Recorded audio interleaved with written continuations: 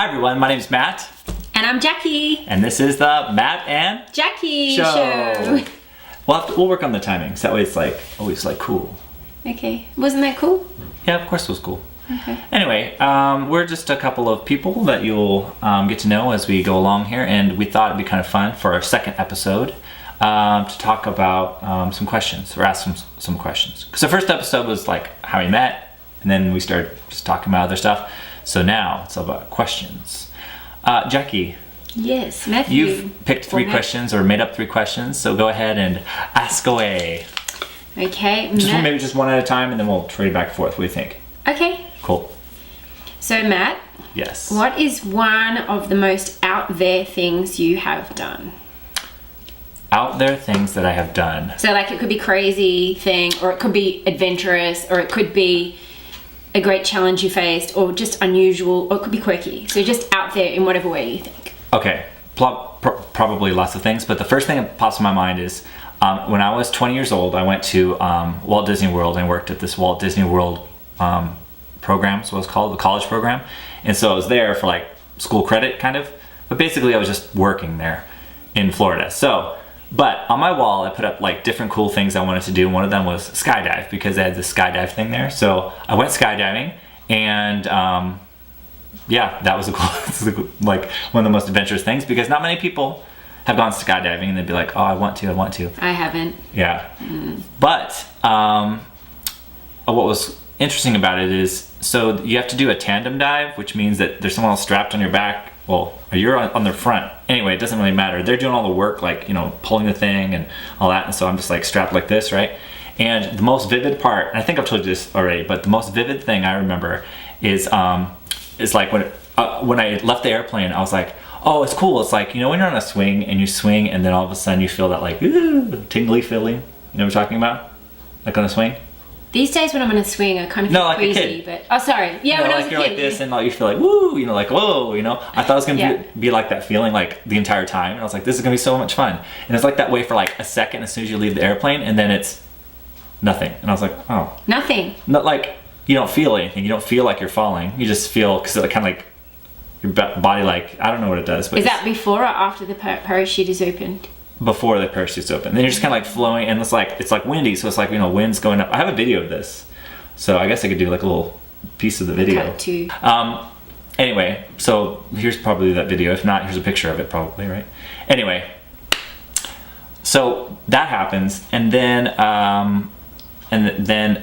the most vivid thing was when he pulls like the little parachute and it opens up.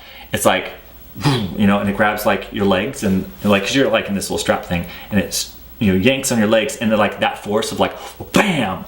It's like, my legs went like instantly, like, you know, like when your legs fall asleep and you have all this. I was gonna say, it sounds like they would have gone all tingly and horrible. Oh, tingle is not the word. A torturous is probably a better word. Like internal sandpaper? Maybe. I mean, it was like a throbbing pain, you know, because your heart's like trying to pump blood to it, your legs, and they're like getting cut off, right?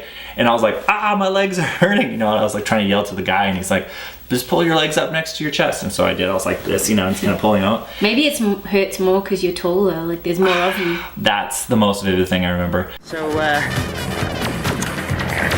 do you guys think? Well, now we've done it. Now we don't have to. We can cross that one off. Yeah, we crossed that off our list of things to do. So I'll ask you the same question, which was, what is the most out there thing you've done? Similar answer in that, two reasons why it's similar. One, because there would be a whole lot of things that I could say, but the other is that sort of related was, the first thing that comes to my mind is camping in the wild of Africa. So it's pretty out there. Yeah, and just we went on the Mokoro, which is like a canoe type of canoe, going near the hippopotami, which they're like deadly, but they laugh like really weird. They've got like a laugh, so that's like what they sound like. It's really weird. It sounds like an evil laugh. So there was those, and there were like you know, lions and other snakes and everything in the wild. So I was like camping in the wild. So that was probably pretty out there. But within that, which is kind of related to you, I did do this it was in sort of Zambia, Livingstone, Victoria Falls. I decided to do like an outdoor activities day, which consisted of rap jump, which is like abseiling forwards. Wait. What is it? Abseiling, you know how you abseil, you go down like a scale down a wall. What's abseiling? Well, so you have a rope and then you like go down. Rappelling? What do you call it? Rappelling. Oh, see, this is that. Stuff that like. Yeah. What do you call it? Abseiling. Abseiling? But actually, if you're going backwards down, it's abseiling. But if you're going forwards down, it's called rap jump. So we did that. And ours is called rappelling and then reverse rappelling. I don't know what the other one is, but I remember doing it at Boy Sounds like something Scouts. you do regarding insects. But yeah, so that, and then also I did gorge swing, which is like doing bungee jump but feet first, and I did it tandem, so you go faster. And so that was down into the gorge of the Victorian Falls, and that's when I injured my neck. But Oh yeah, and there tell were that other story. activities. Tell that story real quick. I've heard this part. So yeah, I'm like, because it was painful. Yeah, so I was told that bungee jumping versus gorge swing. Gorge swing is more scary, but maybe the anticipation of bungee jump is more scary, but the actual experience of either way, gorge swing is more scary. And this is the longest, biggest, deepest gorge swing in the world.